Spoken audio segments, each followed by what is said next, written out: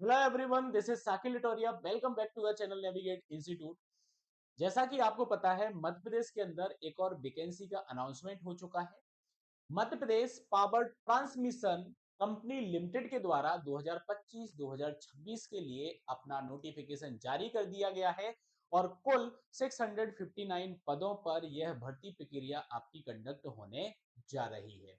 इस वीडियो के अंदर अपन देखने वाले हैं कि कौन कौन सी स्ट्रीम्स के स्टूडेंट इस एग्जाम फॉर्म को फिलअप कर सकते हैं, क्या हमारा एलिजिबिलिटी क्राइटेरिया है, कब से हमारे ऑनलाइन फॉर्म स्टार्ट हो रहे हैं और एजुकेशनल क्वालिफिकेशन यहाँ पर क्या मांगा गया है और पेपर का जो पैटर्न रहने वाला है वो पेपर का पैटर्न हमारा कैसा होगा। इन सारे पॉइंट्स पर अपन चर्चा करने वाले हैं इस वीडियो में। तो आइए स्टार्ट करते हैं। ठीक है, जैसा कि आप यहाँ पे देख पा रहे होंगे कि अपन ने ये जो नोटिफिकेशन हमारा है Madhya Pradesh power transmission company limited का, ये हमने ओपन करके रखा हुआ है। 24/6/2025 को ये नोटिफिकेशन आपका जारी हुआ है। ठीक है, और आपकी ये जो सीधी भर्ती यहाँ पर कंडक्ट की जा रही है। ठीक है, जो आप यहाँ पे देख सकते हो लास्ट डेट जो आपकी है वो आपकी 4/8/2025 है। अभी अपन डिटेल में इसको देख लेंगे। ठीक है, नेक्स्ट अगर मैं आगे इसमें बात करूं आपसे तो आप देख सकते हो ये आपका पूरा का पूरा वैकेंसी का यहाँ पे विवरण दिया गया है। ठीक है, ये पूरा वैकेंसी का आपका विवरण है। कैटेगरी वाइज आपकी यहाँ पे वैकेंसी दी गई है। 87% मुख्य भाग में कितने पद हैं, 13% में प्रावधिक भाग में आपके कितने पद यहाँ पे निकाले गए हैं, ये पूरी डिटेलिंग आपको देखने को मिल जाएगी। ठीक है, ये जो नोटिफिकेशन आपका है हमने हमारे टेलीग्राम चैनल पर इसको शेयर किया हुआ है, आप वहां पर जाके देख सकते हैं। नेविगेट इंस्टीट्यूट आप टेलीग्राम चैनल देखोगे तो आपको वहां पे मिल जाएगा। ये नोटिफिकेशन आपका वहां पर हमारे द्वारा पोस्ट किया गया है। ठीक है, तो यहाँ पे आपकी वैकेंसी, यहाँ पे पदवार आपको वैकेंसी देखने को मिल जाएगी। जैसे कि सहायक अभियंता द्वितीय श्रेणी, आपको यहाँ पर ये जो है पद का विवरण दिया गया है। नेक्स्ट यहाँ पर आपको संवर्ग विधि अधिकारी की यहाँ पे जानकारी दी गई है, तो यहाँ पे आपको पूरा का पूरा पदवार विवरण दिया गया है। ठीक है, कनिष्ठ अभियंता पारेषण का भी आपको यहाँ पे डिटेलिंग है। इस प्रकार से हर एक जो आपका यहाँ पर पद है उसके लिए इन्होंने पूरे के पूरे यहाँ पर क्या दिए गए हैं, वैकेंसी का विवरण यहाँ पे दिया गया है। ठीक है, आप देख सकते हो यहाँ पर भी, आप देख सकते हो यहाँ पर भी आपका जो ये सिविल इंजीनियरिंग के लिए भी आपकी वैकेंसी है वो निकाली गई है। ठीक है, कुल यहाँ पर ये आप देख सकते हो 12 आपकी पोस्ट यहाँ पर हो गई है। ये सिविल तृतीय श्रेणी के लिए आपका ये हो गया है। कनिष्ठ अभियंता तृतीय श्रेणी का आपका जो पोस्ट है वो आपकी यहाँ पर 12 पोस्ट आपकी यहाँ पर निकली हुई है। ठीक है, अगर आगे अपन बात करें यहाँ पर तो आप देखोगे, ठीक है, ये आपका तृतीय श्रेणी के लिए मतलब कि सब इंजीनियर आप बोल सकते हो। कनिष्ठ अभियंता आपको यहाँ पर है, तृतीय श्रेणी का आपका सिविल यहाँ पर हो गया। ये आप देखोगे यहाँ पे लाइन लाइन परिचारक के लिए भी आपकी यहाँ पर वैकेंसी निकली हुई है। ठीक है, उपकेंद्र परिचारक आपका हो गया, सर्वेयर परिचारक आपका यहाँ पर हो गया, ये चतुर्थ श्रेणी का आपका पद है। ठीक है, तो ये पदों की यहाँ पे जानकारी दी गई है। मैंने इन शॉर्ट आपको बता दिया कि 659 जो आपके पद हैं टोटल यहाँ पर निकाले गए हैं। ठीक है, नेक्स्ट अगर मैं बात करूं यहाँ पे तो शैक्षणिक योग्यता की अगर बात की जाए तो अगर शैक्षणिक योग्यता में अपन देखें तो हमारा सहायक अभियंता पारेषण की अगर बात की जाए तो इलेक्ट्रिकल इलेक्ट्रिकल और इलेक्ट्रॉनिक्स इंजीनियरिंग के अंदर आपकी यहाँ पर बीई और बीटेक की डिग्री होनी चाहिए अगर आप इस पोस्ट के लिए क्या करना चाहते हैं, फॉर्म को फिल करना चाहते हैं। ठीक है, नेक्स्ट अपन आगे बढ़े। नेक्स्ट अगर आगे बढ़े तो आप एक और चीज यहाँ पे देखोगे कि मध्य प्रदेश के मूल निवासी आप युवा श्रेणी के लिए न्यूनतम 65% आपका यहाँ पे दिया गया है कि आपका इतना परसेंट होना चाहिए। ठीक है, और जो दिव्यांगजन है उनके लिए आपका 55% दिया गया है। ठीक है, और मध्य प्रदेश राज्य विद्युत मंडल के अंदर उत्तरवर्ती कंपनियों में कार्यरत कार्मिकों के लिए न्यूनतम 60% है। मतलब ऑलरेडी अगर आप इस डिपार्टमेंट के अंदर काम कर रहे हैं तो अगर आपका 60% भी है आपकी डिग्री तो भी आप फॉर्म भर सकते हो। ठीक है, नेक्स्ट अगर बात की जाए तो विधि अधिकारी के लिए भी यहाँ पे दिया गया है कि आपका जो है पूर्णकालिक विधि स्नातक न्यूनतम 60% आपका यहाँ पर होना चाहिए। ठीक है, और नेक्स्ट अगर कनिष्ठ अभियंता की बात की जाए तो कनिष्ठ अभियंता के लिए आपका यहाँ पे डिप्लोमा डिप्लोमा कैंडिडेट भी आपका यहाँ पर एलिजिबल हो जाएगा। ठीक है, बी बीटेक वाला भी आपका जो कैंडिडेट रहेगा वो आपका यहाँ पर एलिजिबल रहेगा कनिष्ठ अभियंता के लिए। ठीक है, नेक्स्ट कनिष्ठ अभियंता अपन सिविल की यहाँ पर बात करें तो सिविल के लिए भी आप यहाँ पे याद रखना सिविल के लिए भी आप यहाँ पे याद रखना कि डिप्लोमा और बीटेक कैंडिडेट जो आपका है वो आपका एलिजिबल रहेगा, ठीक है। और आप याद रखना कनिष्ठ अभियंता सिविल, ठीक है, इसके लिए भी आपका 60% जो है आपका होना चाहिए, और अगर आप दिव्यांगजन कैटेगरी के अंदर आते हैं तो न्यूनतम आपका यहाँ पे 55% इन्होंने बोला हुआ है, ठीक है। तो ये हमारी शैक्षणिक योग्यता है। पदवार आपको शैक्षणिक योग्यता यहाँ पे दी जा रही है। अगर आप लाइन परिचारक का यहाँ पे फॉर्म फिल करते हैं, ठीक है, लाइन परिचारक का अगर आप फॉर्म फिल करते हैं तो भैया यहाँ पे आपका आईटीआई जो है वो आपका सर्टिफिकेट यहाँ पे लगेगा, 2 से 3 वर्षीय जो इलेक्ट्रीशियन ट्रेड के अंदर अगर आपने आईटीआई परीक्षा को उत्तीर्ण किया हुआ है तो आप लाइन परिचारक का फॉर्म यहाँ पर फिल कर सकते हो। उपकेंद्र परिचारक के लिए भी अगर बात करें तो ये आईटीआई आपका यहाँ पर क्या आ जाएगा, आईटीआई आपका जो है आपका डिप्लोमा वो आपका यहाँ पर लगेगा। सर्वेयर परिचारक की अगर यहाँ पे बात की जाए तो सबसे पहले तो यहाँ पे इन्होंने ये बोला कि भैया केंद्र या राज्य शासन से आपकी 10वीं परीक्षा जो है वो उत्तीर्ण होना चाहिए। उसके बाद आईटीआई संस्थान से अगर आपने 2 वर्षीय सर्वेयर ट्रेड में आईटीआई डिप्लोमा अगर आपने किया हुआ है तो भी आप यहाँ पर क्या कर सकते हो, आप फिल कर सकते हो, ठीक है, ठीक है। चलो, नेक्स्ट अगर बात की जाए तो नेक्स्ट हमारा यहाँ पर आयु सीमा आ जाता है। आयु सीमा की अगर अपन बात करेंगे तो आयु सीमा में क्या है आपका 1 जनवरी 2025 से ये आयु सीमा की गणना करेंगे। न्यूनतम जो आयु यहाँ पे बोली है द्वितीय श्रेणी के लिए, अगर एई के पोस्ट के लिए अगर मैं बात करूं तो भैया एई में आपका 21 ईयर आपका यहाँ पर होता है। और अगर आप थर्ड या फोर्थ क्लास की श्रेणी के लिए फॉर्म को फिल करेंगे तो आपकी न्यूनतम आयु जो रहेगी वो आपकी 18 वर्ष रहेगी, ठीक है।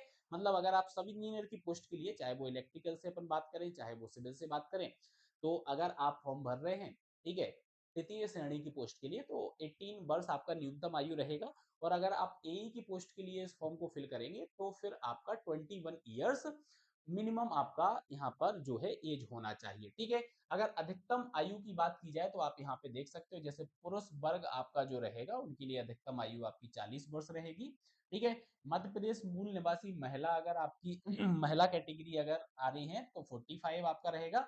मध्य प्रदेश के मूल निवासी पुरुष महिला आरक्षित वर्ग जो रहेंगे उनको 45 ईयर्स यहाँ पे रहेगा। मध्य प्रदेश के मूल निवासी पुरुष महिला जो रहेंगे जो शासकीय कर्मचारी में कैटेगरी में आ रहे हैं जो ऑलरेडी कार्यरत हैं तो उनको 45 ईयर्स यहाँ पर जो रहेगा आयु सीमा आपकी रहेगी, ठीक है। अब इम्पोर्टेंट अपन यहाँ पे देखते हैं कि भैया डेट्स जो हैं वो डेट्स क्या हैं।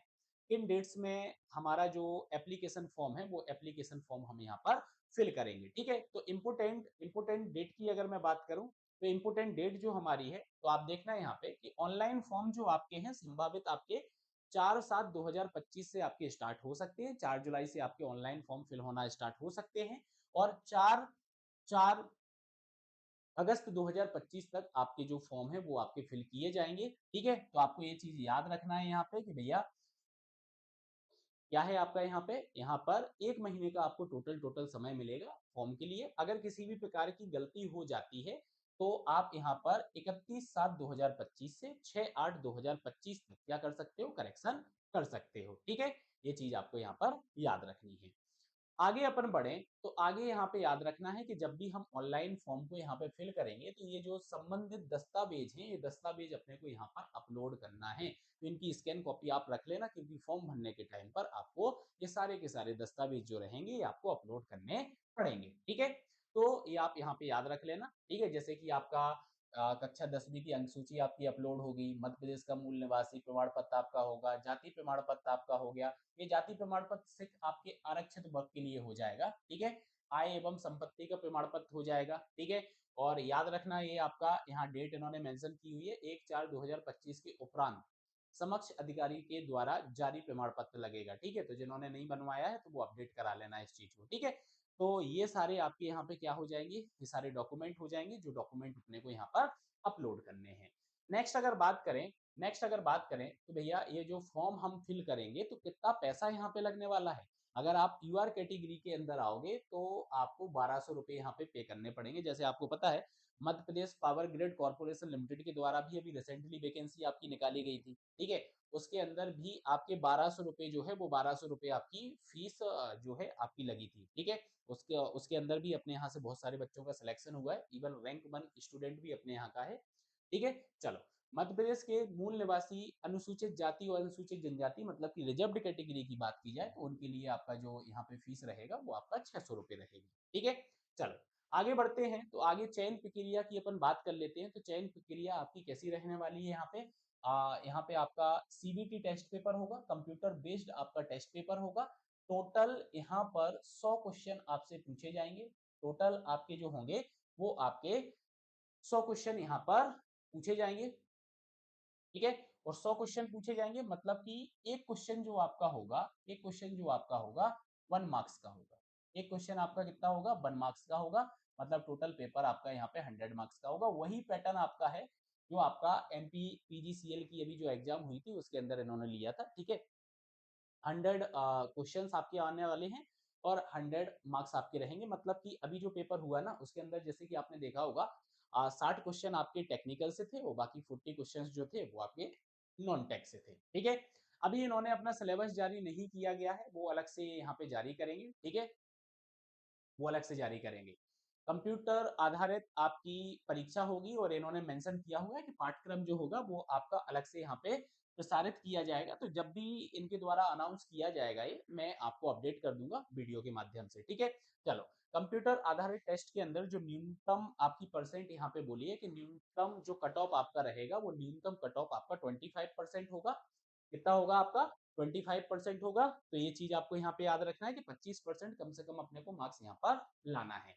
एक चीज आपको याद रखना है कि अगर लाइन परिचारक के लिए आपने फॉर्म को फिल किया है या फिर आपने उप केंद्र परिचारक के लिए फॉर्म को फिल किया है या फिर सर्वेयर परिचारक के लिए आपने फॉर्म को फिल किया है तो यहाँ पे आपकी शारीरिक दक्षता चयन भी होगा। मतलब आपका फिजिकल टेस्ट भी आपका यहाँ पे होने वाला है। फिजिकल टेस्ट के अंदर इन्होंने ये बोला है कि भैया आपको क्या करना है कि ऑनलाइन परीक्षा तो आपको देना ही है, साथ ही साथ आपकी जो शैक्षणिक योग्यता में चयनित आपका जो रहेगा तो शारीरिक दक्षता परीक्षा भी आपको उत्तीर्ण करनी पड़ेगी। इसके लिए आपको क्या करना? 15 किलोग्राम वजन लेकर, ठीक है, 15 किलो का आपको वजन दे दिया जाएगा। 10 मिनट तक आपको क्या करना है? 1 किलोमीटर पैदल चलना है। ठीक है, 10 मिनट में आपको क्या करना है? 1 किलोमीटर पैदल चलना है। ठीक है, एक बार में शारीरिक दक्षता परीक्षा उत्तीर्ण ना करने पर पुनः शारीरिक दक्षता परीक्षा में सम्मिलित होने नहीं दिया जाएगा।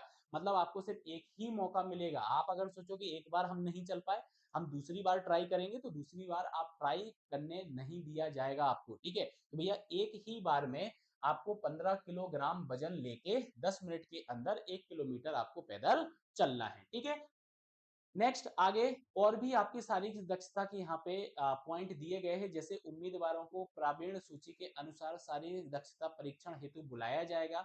प्रावीण्य सूची में सम्मिलित होने के बावजूद शारीरिक दक्षता परीक्षण में सफल नहीं होने पर अभ्यर्थी के चयन पर विचार नहीं किया जाएगा। मतलब अगर आपका फिजिकल टेस्ट पास नहीं होता है तो फिर आप डिस्क्वालीफाई हो जाओगे वहां पे। ठीक है, वहां पे क्या हो जाएगा? आप डिस्क्वालीफाई हो जाओगे। ठीक है, नेक्स्ट शारीरिक दक्षता जो आपका रहेगा उपस्थित हेतु हेतु पृथक से कोई सूचना कंपनी द्वारा प्रेषित नहीं की जाएगी। इस हेतु अभ्यर्थी कंपनी की वेबसाइट पर अपना नाम देख सकेंगे। शारीरिक दक्षता परीक्षण में दस्तावेज के सत्यापन के उपरांत अभ्यर्थी को लाइन केंद्र सर्वेयर परिचारक के लिए नियुक्त किया जाएगा। ठीक है, तो जब आपका शारीरिक दक्षता परीक्षण हो जाएगा तो अलग से कोई सूचना आपको नहीं दी जाएगी। वेबसाइट पे आपको सारी चीजें मिलेंगी, वहां पे आप नाम देख सकते हो, डॉक्यूमेंट वेरिफिकेशन आपका होगा और आपको जो अभी मैंने पद आपको बताए हैं इन पदों पर आपको नियुक्ति जो है वो आपको दे दी जाएगी। ठीक है, ठीक है, यहाँ पे ये कार्य की प्रकृति इन्होंने बताई हुई है कि किस प्रकार का कार्य आपका जो है वो आपको यहाँ पर करना रहेगा। ठीक है, आयु सीमा में ऑलरेडी आपको बता चुका हूं कि आयु सीमा आपकी क्या रहनी चाहिए। ठीक है, नेक्स्ट अगर मैं आपसे बात करूं कि अगर आप इस एग्जाम को टारगेट कर रहे हैं, बहुत अच्छी अपॉर्चुनिटी है इलेक्ट्रिकल इंजीनियरिंग स्टूडेंट्स के लिए एंड आईटीआई डिप्लोमा जिन्होंने किया हुआ है, साथ ही साथ सिविल वालों के लिए भी एक अपॉर्चुनिटी आई है। जैसे कि अभी पीजीसीएल ने भी आपकी भर्ती निकाली हुई थी सिविल वालों के लिए। ठीक है, मानता हूं पोस्ट कम है लेकिन एक अपॉर्चुनिटी तो आपके पास है। ठीक है, नहीं होने से कुछ होना बेहतर है। तो एक अपॉर्चुनिटी आपके पास है, आप ऑलरेडी प्रिपरेशन कर ही रहे हैं। तो electrical engineering and civil engineering के कैंडिडेट्स यहाँ पे इस एग्जाम को टारगेट कर सकते हैं। छोटा एक एग्जाम आपका है, मतलब 100 मार्क्स का आपका एग्जाम है, एक सिंगल स्टेज आपका एग्जाम है। अगर आप क्वालिफाई करोगे तो आपको यहाँ पर जो है आपको सब इंजीनियर का पद यहाँ पर मिल जाएगा। ठीक है, जैसा कि एमपी पीजीसीएल अभी आपका हुआ था उसके अंदर भी नेविगेट से बहुत सारे बच्चों का सिलेक्शन हुआ है। इवन रैंक 1 कैंडिडेट भी अपना नेविगेट इंस्टीट्यूट का है। ठीक है, इस एग्जाम के लिए इलेक्ट्रिकल इंजीनियरिंग अगर आप स्ट्रीम से हैं और आप ऑनलाइन बैच देख रहे हैं, तो बहुत ही जल्दी हमारा ऑनलाइन बैच इस एग्जाम के लिए स्टार्ट होने वाला है। ठीक है, बहुत ही जल्दी आपका ऑनलाइन बैच जो है आपका स्टार्ट होने वाला है। ये नंबर दिया गया है, इस नंबर पर आप कांटेक्ट कर सकते हैं। ठीक है, इस नंबर पर आप कांटेक्ट कर सकते हैं अगर किसी भी प्रकार की आपको इन्फॉर्मेशन चाहिए। जो हमारा ऑनलाइन कोर्स रहेगा, उसका अनाउंसमेंट जो रहेगा वो हमारी ऐप पर रहेगा, साथ ही साथ हम यूट्यूब पर भी आपको अनाउंसमेंट कर देंगे से हमारा बैच यहाँ पे स्टार्ट हो रहा है। फिर भी आप ऐप को डाउनलोड करके रखें। ठीक है, ये आपको गूगल प्ले पर भी मिल जाएगा, आईओएस पे भी अवेलेबल है, इवन आप डेस्कटॉप पे या लैपटॉप पर भी हमारे कोर्सेज को एक्सेस कर सकते हैं। तो बहुत ही जल्दी हमारा जो बैच है वो अनाउंस हो जाएगा। इसके लिए अगर आप इस एग्जाम को टारगेट कर रहे हैं, तो आप डेफिनेटली इस नंबर पे कॉल कर सकते हैं और अधिक जानकारी आप ले सकते हैं। Thank you.